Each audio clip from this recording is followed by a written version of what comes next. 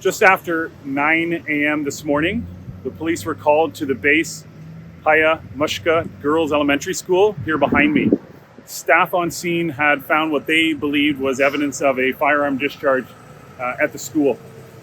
Police arrived at the school and we confirmed that a firearm discharge did occur. Just before 5 a.m. this morning, at approximately 4:50 a.m., suspects arrived at the school in a vehicle, a dark colored vehicle.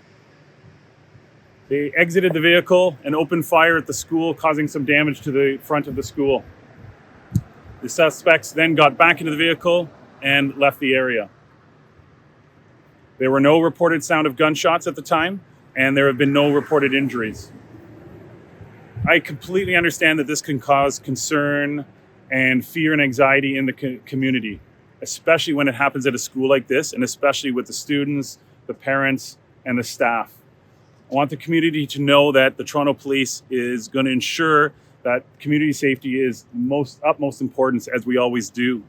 And in this case, you will see an increased presence not only in this neighborhood by officers going door to door, business to business, asking if people have heard, seen anything, or have video of anything that they deem to be concerning. One of the questions that I'm sure people are asking is this a hate crime? Is this a terrorist act? What I want to say is it's too early in the investigation to say whether it is or not. We're not going to ignore the obvious, of what occurred here and what the target of the shooting was. But at the same time, it would be wrong to just guess at this point. I have a question for you about the atmosphere in the city. For about 8 months now, we've seen terrorist flags flying out in the open with no charges. We've seen astonishing, hateful comments, uncharged, unprosecuted. We see trespass and mischief at the University of Toronto.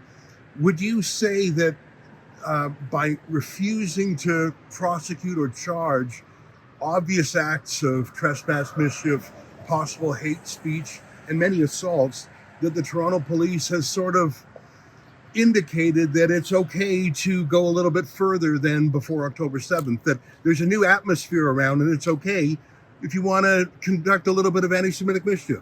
So I'm here just to talk about the incident that occurred today. And like I said before, I don't want to jump to any conclusions. The investigators aren't going to jump to any conclusion.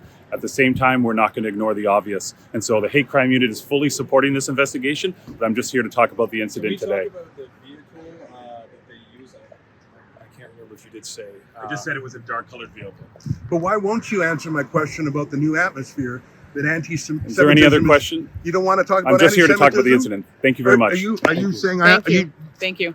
Why That's won't all you for answer today. the question Thank you for about coming. anti-Semitism, sir? Why won't you talk about anti-Semitism? Why won't you answer the questions about anti-Semitism? It's a shooting at a Jewish school. Why won't you answer questions about that? Cowardly Toronto Police, just like your chief. Get into the officer's face. You can't do that. It's a press conference. I Okay, I absolutely understand can't. that, but you can't get into his face and get up into his face like that if you want to ask a question, right? He He did had no, advise you that he was not going to answer that question. and We left it at I'm that. advising him that Okay. that's not up to him what I asked. You can ask, but he doesn't have to answer. I didn't say he had to legally, but Well, he morally made the he has decision not to. to answer you. He's a Okay, that coward. was his. Well, that press conference went pretty much as I thought it would. I mean, in terms of strict reporting of what police are doing here on the scene, no surprises.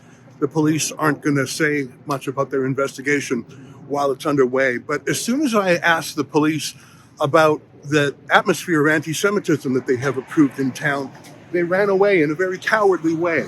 And you saw later on that one press officer said that I was getting all up in the face of the spokesman. I don't think I was. I was doing what's called journalism. And that's the Toronto Police for you. They'll come to an obvious anti-Semitic attack at a Jewish school. And if you ask them about the culture and the atmosphere of anti-Semitism that they've allowed in the city, they'll run away and hide in their cars. For Rebel News at Base Chaya Mushka School in Toronto, I'm Ezra Levant.